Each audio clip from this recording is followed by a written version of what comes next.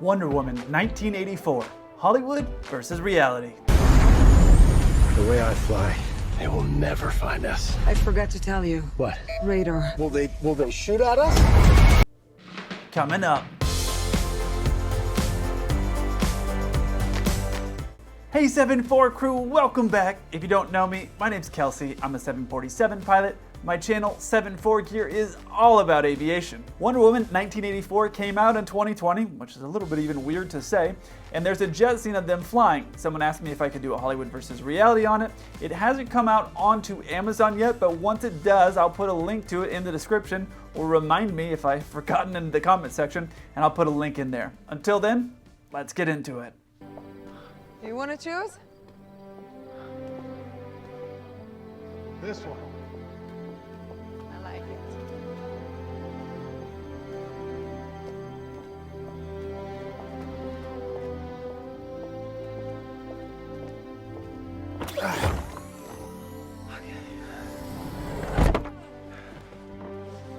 Okay. No. All right, good. Fuel. Here we go, engine. Here goes nothing.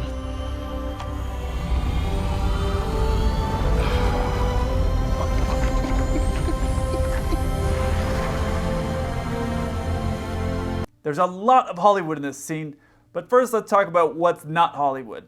If you ever let me fly a fighter jet, I think this would genuinely be the smile that would be on my face. So that part real, but just about everything else in here is Hollywood. Jet engines don't start up on their own like this.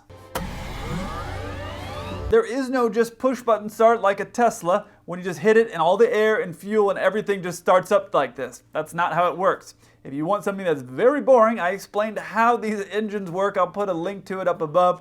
But you may have noticed this hole in the back of most airline planes. There's an engine back there, and that engine is used to pump air into the engines that are on your wings to get them spinning. Next time that you're pushing back means your aircraft is moving backwards from the gate. Listen for the air that's getting pumped in the plane to stop getting pumped in the plane. You'll hear it get very quiet. What it's doing is that little engine that's in the back is taking that air that's been pumped into the plane and it's actually pushing it towards the engine. And that air is actually helping the engine get spinning and get started. And this is a pro tip from a pilot. If you're sitting next to a really beautiful girl on a plane and you explain this to her, they love getting interrupted from reading their book to hear you explain something that they have no interest in. That is a lie! How it actually works is there's a cart that comes right next to the jet and it gets hooked up to the jet and that pumps the air in to help get the engines get started. So we've established that this is a poor choice of plane unless we wanted to have Wonder Woman running around finding something to hook up to the plane to help it get started. But there was two other good options. From what it looks like here, it's a P-51 and some other aircraft, and I can't really tell what it is. I'm sure some of you in the comment sections will tell me if I'm wrong about the P-51 or what type of plane this other one is. But you'll notice these are two planes, and usually these propeller planes don't need an external source of air to get started, at least not the newer renovated ones. The other thing that caught my attention here is it looks like this is from the outside from this fighter jet. It's one seat in front of the next, which is how a lot of fighter jets are laid out. But then when they get into the cockpit, they're side by side. So it could just be a camera angle thing, or it could just be that there's a different jet from the outside that's actually on the inside. I don't know fighter jets well enough to know the layout from the outside and the inside, but it just looked a little bit strange. From the outside, they look in front of each other, and then on the inside, they're side by side. The final thing about this scene that was interesting is you don't need afterburners to get your plane to pull away and move forward. If you were to put your afterburners on a fighter jet like this in front of a hangar, you're probably going to end up in the hangar. These things are very light. They don't need a lot of power. They're able to go very, very fast. So you wouldn't need to have your afterburners on to pull away and start moving forward like this. I've watched fighter jets taxi when I've flown around on military bases. I've never seen one taxiing with their afterburners on. All right, so Wonder Woman 1984 is off to a bad start. Let's see what's next. Ken? What? There's an aircraft on the runway. What do you mean there's an aircraft on the runway? There's no... Approach, this is Tyler. There's an unlisted aircraft on the runway. Are you seeing this?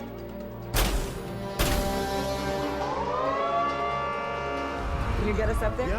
Yeah. I just have to pick up speed first and then I'll take off. The way I fly, they will never find us.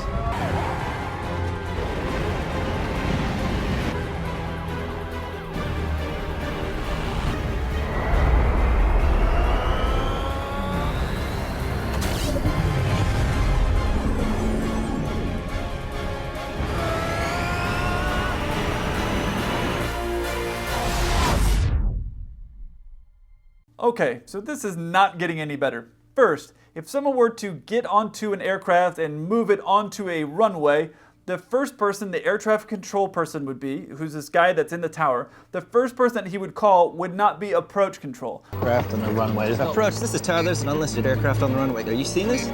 Approach control are the people who help planes as they're coming in to land. That guy could be on the airport or it could be outside of the airport, but it's the guy who's handling the airspace near the airport. That's not who you would call. You would call a police officer that's on the airport to stop that guy. Next, airports do have lights, but most of those lights are on the ground. We don't have stadium lights like this that they're showing here to help light up what exactly? You have some that are maybe near to the terminal area to help light up around that area, but there are no massive stadium lights to light up a runway. That would do you no good. All those lightings that we see at nighttime are on the side or in the middle of the runway, but there are no stadium lights. That's just a bunch of Hollywood. And this clip was almost hard for me not to laugh at. Can you get us up there? Yeah. I just have to pick up speed first, and then I'll take off. You have to pick up speed and then you'll take off? Really? That's the best you could do? Now, for any of you that are airport police that are watching this video, obviously I think you would know that if you were trying to make this a less scary event, you wouldn't park your truck at the very, very far end of a runway and let the plane pick up speed. You would go towards it so it didn't get going very fast, not let it go very fast and then stand in the middle of the runway with this shocked look on your face like, what could possibly happen? We've let this guy go full power for all this time and oh my gosh, he took off. Why would you even do that? And finally, if you've seen a bunch of my Hollywood versus realities, you know I have a few pet peeves when it comes to these videos. Now, one of those pet peeves is pilots making this face thinking that it's going to allow them to take off faster or higher than if they were to just make a normal face when they're flying. It's not hard to fly a plane. You don't need this much effort. I'm really hoping one day I see The Rock make a video where he's flying, and I hope, Rock, that you do not make a face like this, because trust me, if I can fly it and not make a face, you can fly it and not make a face. All right, let's see what's next on Wonder Woman.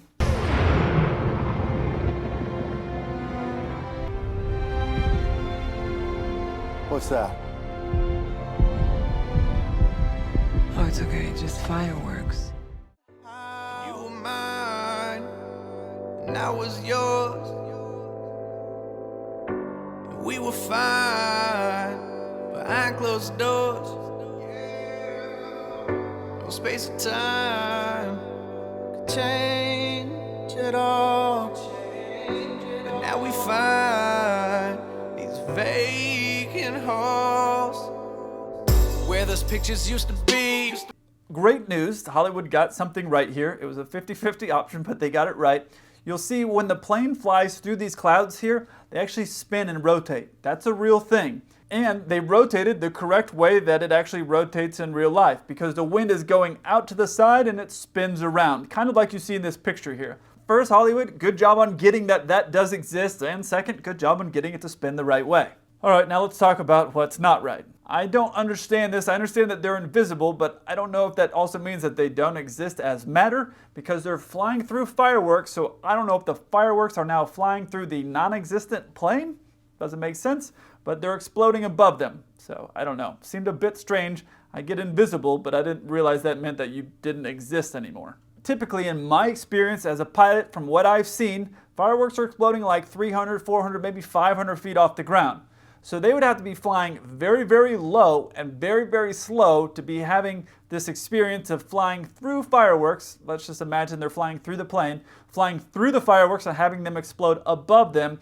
And they'd have to be flying very slow because fireworks are typically coming from a specific area, not just stretched out along the whole river there. So this is definitely something that's very Hollywood. All right, let's see what's next. I got an idea.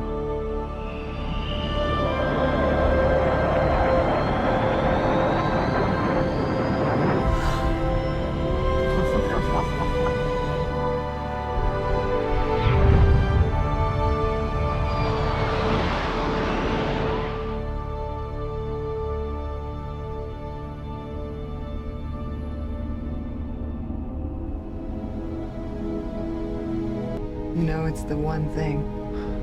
The one thing that's always been you to me. What? Flight. Your gift.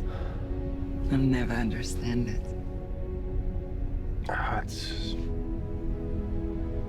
That's so easy, really. It's wind and air and knowing how to ride it, how to catch it, how to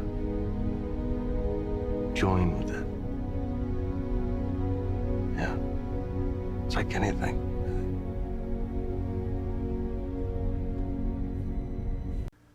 All right, this is starting to get painful, and I hope the producers of this movie or the writers don't ever watch this video because they're probably going to hate me, but there's basically almost all Hollywood in this scene as well.